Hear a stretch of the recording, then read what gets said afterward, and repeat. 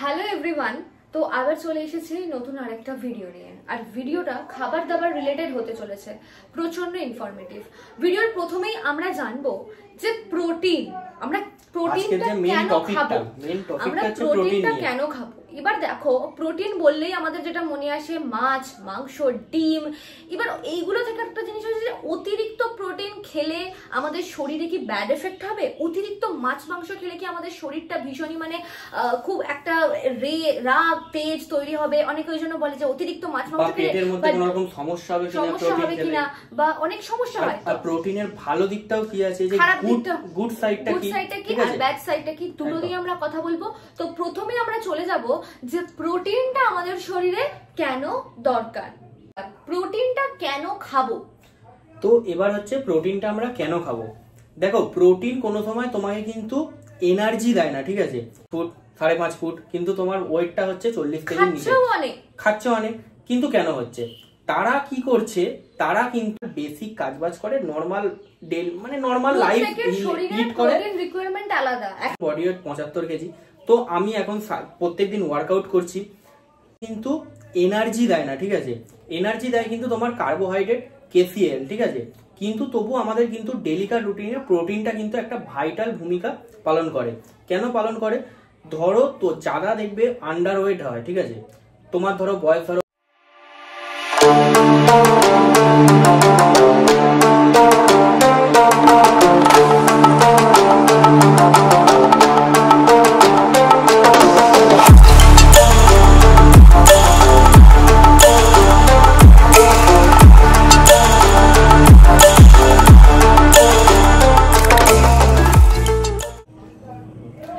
আজকে আমরা প্রথমেই যেটা জানবো সেটা হচ্ছে আমাদের শরীরে প্রোটিন কেন দরকার, প্রোটিনটা কেন খাবো।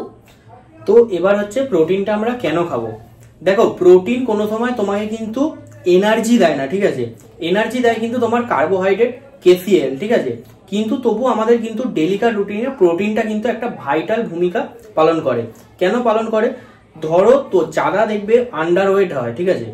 তোমার ধরো বয়স ধরো 22 বছর 23 বছর, এটা মেয়েদের মধ্যে সবথেকে বেশি দেখা যায়। 22-23 বছরের একটা মেয়ে, তার বডি ওয়েট 40 কেজির নিচে, তার হাইট হয়তো 5 ফুট 5.5 ফুট, কিন্তু তোমার ওয়েটটা হচ্ছে 40 কেজির নিচে, খাচ্ছে অনেক। কিন্তু কেন হচ্ছে? তারা কি করছে, তারা কিন্তু ভাত রুটি নর্মাল কার্বোহাইড্রেট জাতীয় যেসব জিনিস বা যেগুলো বেসিক জিনিস সেগুলো খাচ্ছে। তোমরা দেখতে হবে তার খাবারের মধ্যে প্রোটিনের যে পরিমাণটা, সেই পরিমাণটা কিন্তু 0 বা ডেলি হয়তো 5 থেকে 6 গ্রাম, তার থেকে বেশি কিন্তু সে প্রোটিন কনজিউম করছে না। এবার যখন তুমি প্রোটিন কনজিউম করছো না, প্রোটিনের কাজ কিন্তু তোমার হচ্ছে, তোমার যে স্কেলিটনটা আছে, স্কেলিটনের ওপর কিন্তু মাসটাকে হোল্ড করানো। এটা হচ্ছে প্রোটিনের কাজ। যে কোনো ধরনের প্রোটিন কিন্তু তোমাকে মাসকেল বিল্ড করাবে, ঠিক আছে? কোনো রকমের ফ্যাট, ওয়াটার এইগুলো কিন্তু গেইন করবে না, গেইন করবে কিন্তু অনলি ফর মাসেল। আর আমাদের বডির পুরোপুরি যে ওজনটা হয়, ওজনটা কিন্তু দুটো জিনিসের হয়। একটা হচ্ছে হাড়ের ওজন, বোন, যেটা বোন ডেন্সিটি থাকে সেটার ওজন হয়।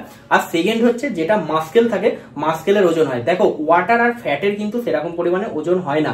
এবার তোমার যখন ফ্যাটটা এক্সট্রিম লেভেলে চলে যায়, তখন সেটার কিন্তু ওজনটা অধিক পরিমাণে বেড়ে যায়, কারণ সেখানে চর্বি যোগ হয়ে যায়, গ্লুকোজ যোগ হয়ে যায়। তো সেটার কিন্তু সেই জন্য ওয়েটটা বেড়ে যায়। তো এবার কি করতে হবে, তোমাকে প্রোটিনটা দিনে একটা সাধারণ মানুষ, যে ধরো একটা নর্মাল বেসিক কাজবাজ করে, নর্মাল নর্মাল লাইফ লিড করে, রিকোয়ারমেন্ট আলাদা। একজন মানুষের যে ফিল্ডে থাকে, যে ধরো জিম করছে, তার প্রোটিন রিকোয়ারমেন্ট আলাদা। যেরকম ধরো আমার এখন বডি ওয়েট 75 কেজি, তো আমি এখন প্রত্যেকদিন ওয়ার্কআউট করছি, 4 ঘন্টা 5 ঘন্টা ওয়ার্কআউট করছি। আমাকে কিন্তু দিনে কিন্তু আমার বডি ওয়েটের এটা সব থেকে কম, আমার বডি ওয়েটের ডবল 150 গ্রাম প্রোটিন কিন্তু আমার শরীরে অ্যাড করতে হবে। আর উপাসনার বডি ওয়েট হচ্ছে 51 to 52 কেজি। ও সারাদিন ওয়ার্কআউট করছে, কিন্তু ওর ওয়ার্কআউটের ফ্লোটা কম বা ইন্টেন্সিটিটা কম, বা ও কোনো প্রফেশনাল অ্যাথলিট না। তো তার জন্য কিন্তু ওর প্রোটিন রিকোয়ারমেন্টটা ওর বডি ওয়েটে 1.5 গ্রাম কাফি। বা আবার যদি কোনো সাধারণ মানুষ যে অফিস কাছারি করে এসে নরমাল আধা ঘন্টা 1 ঘন্টা ওয়ার্কআউট করছে, তার আবার প্রোটিন রিকোয়ারমেন্টটা কিন্তু তার ধরো বডি ওয়েট, সে ধরো একটা 24 বছরের ছেলে, কি 25 বছরের মেয়ে, তার বডি ওয়েট 60 কেজি 70 কেজি, সে দিনে কিন্তু 60 থেকে 65 গ্রাম, মানে তার যতটা বডি ওয়েট সেই বডি ওয়েটের সমান কিন্তু তাকে প্রোটিন খেতে হবে। তবে কিন্তু তার কিন্তু যে ওয়েটের যে মেজারমেন্টটা, সেই মেজারমেন্টটা কিন্তু ঠিক থাকবে। এরপর হচ্ছে কি, একটা মানুষের মধ্যে ভুল ধারণা থাকে যে আমি শুধু তাহলে প্রোটিন খাই, আমার কার্বোহাইড্রেট সেরকম খাবার দরকার নেই, তাহলেই আমার ডায়েটটা সম্পূর্ণ হবে, আমার তাহলে ফ্যাট ধরবে না বডিতে, ওয়াটার হোল্ড করবে না, শুধু মাসেল মাস থাকবে, আমার বডিটা টোন্ড থাকবে, কাটস থাকবে, দেখতে ভালো লাগবে। এখানে জিনিসটা হচ্ছে কি, তোমাকে কিন্তু বডিতে কিন্তু আমাদের প্রত্যেকটা খাবারের কিন্তু একটা না একটা ভূমিকা আছে, ঠিক আছে? A to Z সব কটা খাবারের কিছু না কিছু দরকার আছে, ঠিক আছে? এবার ধরো তুমি যখন প্রোটিনটা আমরা যখন আমাদের বডিতে কনজিউম করাই, প্রোটিনটা কিন্তু আমাদের বডিতে কনজিউম করানোটা কিন্তু একটুখানি টাফ অন্যান্য জিনিসগুলোর থেকে, যেরকম ধরো কার্বোহাইড্রেট, গ্লুকোজ, ক্যালোরি, এইসব জিনিসগুলো কিন্তু খুব ইজি কিন্তু বডিতে ডাইজেস্ট হয়ে যায়, বা সুগার, যে কোনো জিনিস কিন্তু, বা সল্ট মানে সোডিয়াম, পটাশিয়াম তাড়াতাড়ি কিন্তু অ্যাবজর্ব করে বডি। কিন্তু প্রোটিনটা কিন্তু অ্যাবজর্ব করতে টাইম নেয়। আর প্রোটিন অ্যাবজর্ব করানোর জন্য কিন্তু সবার আগে যেটা দরকার সেটা কিন্তু তোমার হচ্ছে লিভার কিডনি ফাংশনটা কিন্তু সবথেকে ভালো রাখতে হবে।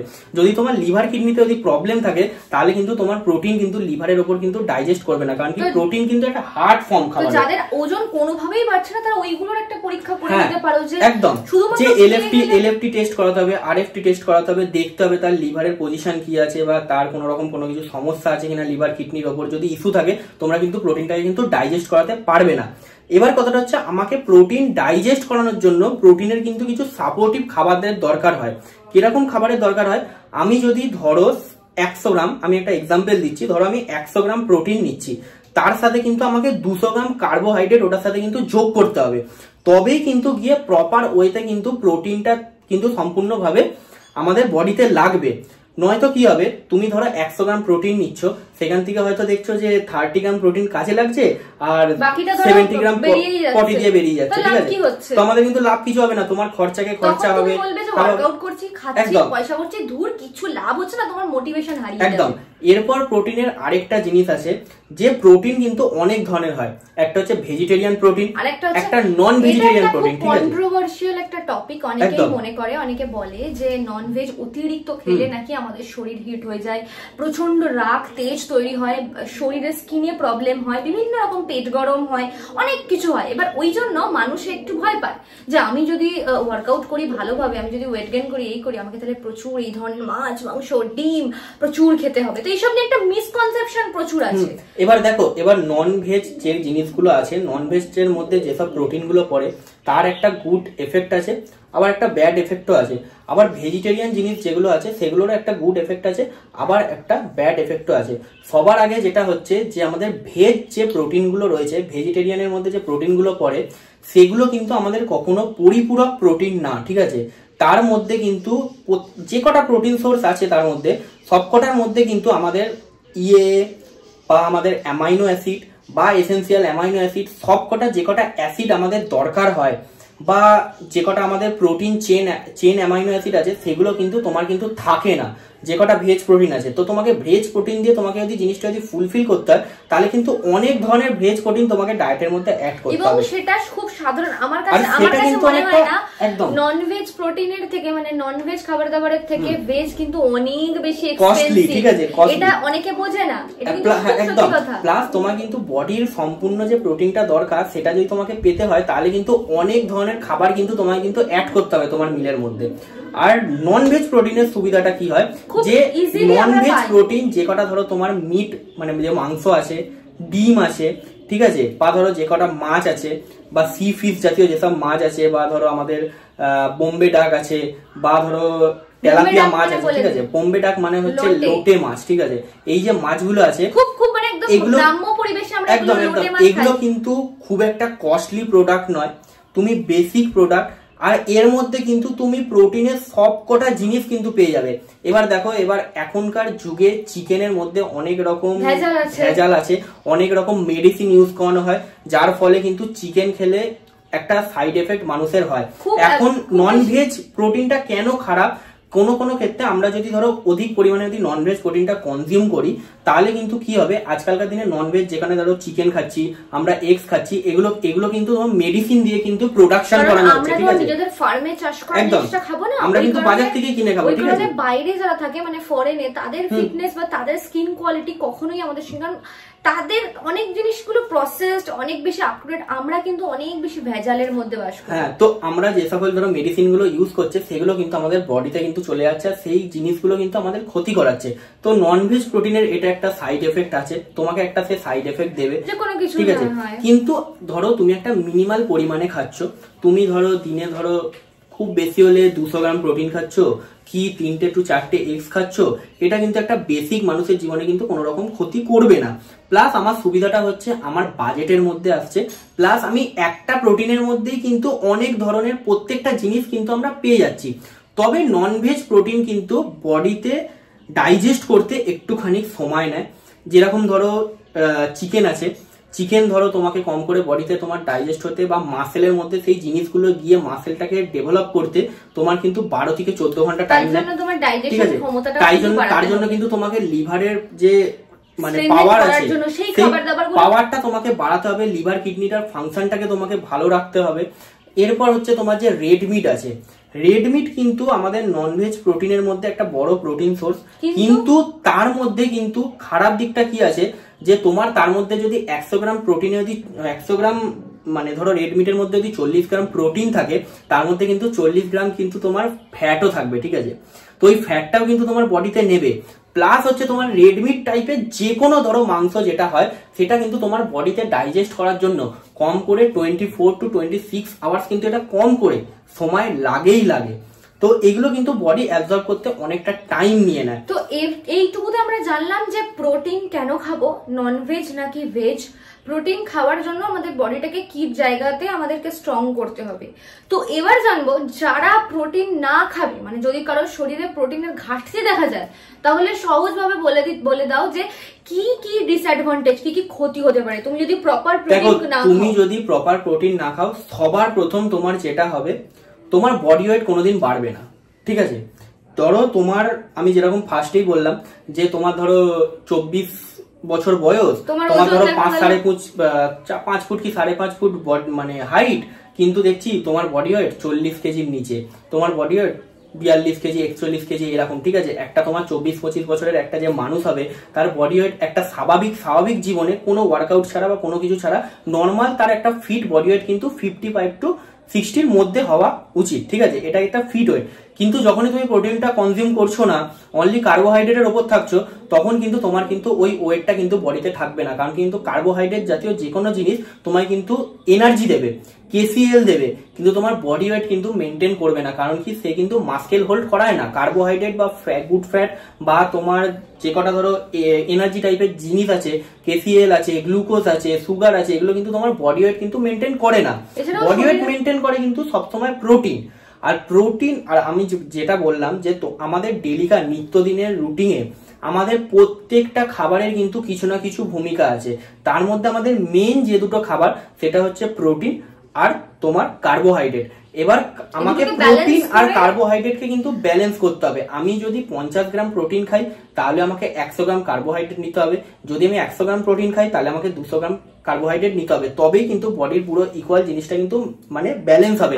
এর সাথে আরো অনেক কিছু জিনিস অ্যাড করতে হয়, সেগুলো এবার ওটা বিস্তারিত বললে অনেক এলাবোরেট হয়ে যাবে, ঠিক আছে? ভিডিওতে সেকেন্ড পার্ট আনবো যেখানে আরো ডিটেইলস, কারণ দেখো এই সব জিনিসের ডিটেইলিং এর শেষ নেই, আর এগুলো প্রত্যেকটা মুহূর্তে আপডেট হচ্ছে, তো বডির ক্ষতিও হতে পারে। তো এই ভিডিওটাতে আমরা খুব শর্টে বলার চেষ্টা করলাম যে আমাদের বডিতে প্রোটিন রিকোয়ারমেন্ট কেন আমরা প্রোটিনটা খাবো। আমাদের ডেলিকার রুটিনে চলতে গেলে আমাদের প্রোটিন অবশ্যই খেতে হবে, কারণ প্রোটিন ছাড়া তুমি কিন্তু ডেলিকার জীবনে বা তোমার শরীর সুস্থ রাখার জন্য যেটা দরকার, সেটা কিন্তু তুমি কিন্তু পাবে না। বা সেই ধরনের স্ট্রেংথ, এনার্জি পাবে না, তুমি ব্যায়াম করে কোনো লাভই পাবে না। অ্যাকচুয়ালি যেটাকে বলে ইমিউনিটি কিন্তু তোমার কখনো স্ট্রং হবে না, ঠিক আছে? তুমি সারাটা বছর রোগে ভোগে পড়ে থাকবে। এটা কিন্তু এই ভিডিওটা কিন্তু কোনো ফিটনেস প্রফেশনালদের জন্য না। ফিটনেস প্রফেশনালের কথা তো বাদ দাও, যারা তাদের তো রুটিন তো আলাদা, যারা ঘরের মানে যারা ঘরের কাজ করো, বা যারা ধরো বাইরে চাকরি করো, বা ধরো একটা স্কুল গোয়িং স্টুডেন্ট, বা ধরো একটা নর্মাল ছেলে, প্রত্যেকের জন্য। এমন না যে এটা তো ফিটনেসের জন্য, তারাই বোধহয় প্রোটিন খাবে, না। তোমাকেও তোমার বডির রিকোয়ার্ড অনুযায়ী তোমাকে সেই প্রোটিনটা তোমার প্রোটিন কিন্তু protein, carbohydrate, KCL, good fat এগুলো কিন্তু এভরি মানুষের কিন্তু দরকার। প্রত্যেকটা মানুষের শরীরে কিন্তু জিনিসগুলো দরকার। কারণ কি, তোমার শরীরে যদি প্রত্যেকটা জিনিসের ব্যালেন্স যদি না থাকে, তোমার কিন্তু কখনো না কখনো কিন্তু তোমার কিন্তু রোগে ভোগে ভুগতে হবে। তোমার ইমিউনিটি পাওয়ারটা স্ট্রং হবে না, অনেক কিছু কিন্তু ভবিষ্যতে অনেক কিছু জিনিস কিন্তু দেখা দিতে পারে, প্রবলেম হতে পারে। তো এখন থেকে তুমি যদি খাবার দাবারের সাম্য বা ব্যালেন্সটাকে বজায় রাখো, তারপরে তুমি সেকেন্ডারিতে ওয়ার্কআউটটা টুকিটাকি করো, দেখবে তোমার রোগ ভোগ মুক্ত। প্রচুর মাসেলের দরকার নেই, প্রচুর ফিটনেস স্ট্রেংথ। দেখো ওয়ার্কআউট করাও কিন্তু, দেখো ওয়ার্কআউট তুমি করছো সেটা কিন্তু তোমার সেকেন্ড পার্ট। ওয়ার্কআউটের আগেও কিন্তু যেটা আসে সেটা হচ্ছে খাবার দাবার। সব একটা দিনে 2 ঘন্টা, কিন্তু বাকি যে আমরা 22 ঘন্টা আছি, দেখো একটা চেয়ারা ঘন্টাতে আমরা কি লাইফস্টাইল লিড করছি, একটা চেয়ারা কিন্তু কোন সময় ওই 2 ঘন্টা তুমি ওয়ার্কআউট করলে কি 1 ঘন্টা ওয়ার্কআউট করলে, জিম বলে না, তুমি যেখানেই ওয়ার্কআউট করো, তুমি কোন সময় কিন্তু তুমি 12 ঘন্টা ওয়ার্কআউট করো না সারাদিনে, কি তুমি 20 ঘন্টা ওয়ার্কআউট করো না, ওয়ার্কআউট করো কিন্তু আধ ঘন্টা থেকে 1 ঘন্টা। বাকিটা টাইম তুমি ডিসিপ্লিন আর খাওয়া দাওয়ার উপর, এই খাওয়া দাওয়ার যে ডিসিপ্লিনটা আছে সেটার উপরেই কিন্তু তোমার বডিটা সম্পূর্ণভাবে নির্ভর করে। কোনো সময় 1 ঘন্টা বা 2 ঘন্টার ওয়ার্কআউটে কিন্তু তোমার চেহারা ডিপেন্ড করে না, বা তোমার চেহারা সুস্থ রাখা বা ফিট রাখা এগুলো কিন্তু ওটার উপর ডিপেন্ড করে না। তো তোমাকে সবার আগে খাওয়া দাওয়া ঠিক করতে হবে। সে তুমি ওয়ার্কআউট করো বা না করো, একটা সাধারণ বেসিক মানুষের জায়গায় থেকে এটা বলতে হবে যে তুমি একটা সাধারণ মানুষ, বেসিক মানুষ, নর্মাল লাইফ লিড করো, তো তোমাকে খাওয়া দাওয়াটা একটা বেসিক জায়গায় কিন্তু ঠিক করতেই হবে, তো তোমাকে ভালো থাকা এবং সুস্থ থাকার জন্য ব্যালেন্সটাকে মেনটেন করো। আর যদি ভিডিওটাতে তোমাদের আরো কিছু কোশ্চেন থেকে থাকে তাহলে কমেন্ট করো, আমরা পার্ট 2 আনবো। এবং সত্যি তো একটা খুব গুরুত্বপূর্ণ টপিক এই ভিডিওটা করতে গিয়ে উঠে এলো যে ডাইজেশন পাওয়ারটাও তো তাহলে ভালো করতে হবে। আমি যে প্রোটিনটা খাবো তার জন্য কিছু এক্সারসাইজ আমরা আনবো যেখানে তোমাদের ডাইজেশন পাওয়ারটা ভালো হবে, লিভার কিডনির ফাংশন ভালো হবে। তো ভিডিওটা ভালো লাগলে ভীষণ ইনফরমেটিভ, এটা সবার কাছেই আমার মনে হয় যারা একদম রুট লেভেলে থাকছো, যারা আর অবশ্যই যারা আন্ডার ওয়েট আছো, যারা তোমাদের এজ অনেক বেশি হয়ে গেছে, ম্যাক্সিমাম 20 বছরের ওপরে, দেখো 20 থেকে 30 বছরটা কিন্তু মানুষের জীবনে একটা ভাইটাল সময়, ঠিক আছে? সেই সময় একটা মেয়েদের জীবনে তো প্রচুর পরিমাণে ভাইটাল, তাদের প্রেগনেন্সির ব্যাপার থাকে, ঠিক আছে, বা তাদের হরেক রকম অনেক কিছু জিনিসপত্র থাকে। তো এই সময়টা কিন্তু সব থেকে ভাইটাল পার্ট, 20 থেকে 30 বছর এজটা। তো তোমাদের যারা বন্ধুরা আছে বা বান্ধবীরা আছে যারা তোমার আন্ডার ওয়েট, এরকম 20 বছরের ঊর্ধ্বে তাদের বয়স, কিন্তু তাদের বডি ওয়েট ম্যাক্সিমাম 42 কেজির নিচে, তো তাদের সঙ্গে ভিডিওটা শেয়ার করো, তাদেরকে জিনিসটা দেখাও বা তাদেরকে জিনিসটা বোঝাও। হ্যাঁ, তো যদি ভিডিওটা ভালো লাগে like comment share and subscribe করো, আর সবার মধ্যে ভিডিওটা শেয়ার করো। আর দেখা হবে নতুন আরেকটা ইনফরমেটিভ ভিডিও নিয়ে। তো তবে সুস্থ থাকো, ভালো থাকো, দেখা হবে নেক্সট ভিডিও নিয়ে। Bye, tata, by.